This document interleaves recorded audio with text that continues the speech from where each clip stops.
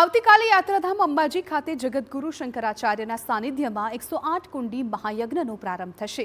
3 દિવસીય આ મહાયજ્ઞમાં દ્વારકા પીઠના શંકરાચાર્ય વિશેષ ઉપસ્થિત રહેશે। આ ઉપરાંત રાજ્યના સાધુ સંતો પણ ઉપસ્થિત રહેવાના છે। મુખ્યપ્રધાન ભૂપેન્દ્ર પટેલ પણ કાર્યક્રમમાં હાજરી આપશે। હાલ કાર્યક્રમના સ્થળે વરસાદને કારણે પાણી ભરાયા છે, પરંતુ સ્વયંસેવકો વ્યવસ્થા જાળવવા માટે પ્રયાસરત છે। જો વરસાદી પાણીનો નિકાલ નહીં થાય તો 101 કુંડીને બદલે 21 કુંડી મહાયજ્ઞ કરાશે।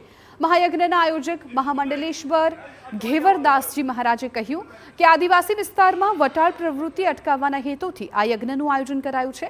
કાર્યક્રમમાં વનવાસી ભાઈઓને પણ આમંત્રણ આપવામાં આવ્યું છે। આ કાર્યક્રમનો મુખ્ય જે ઉદ્દેશ છે, આ વનવાસી ક્ષેત્ર છે। આ વનવાસી ક્ષેત્રની અંદર અત્યારે વટાળ વૃત્તિ વગેરે બધી પ્રવૃત્તિઓ થઈ રહી છે। આપણા વનવાસી બંધુઓ સનાતન ધર્મની નજીક આવે અને આ કાર્યક્રમની અંદર પણ એ લોકોને પ્રતીક સ્વરૂપે આપણે એમના બધાને સપરિવાર અમુક જે બેસાડવાના છીએ।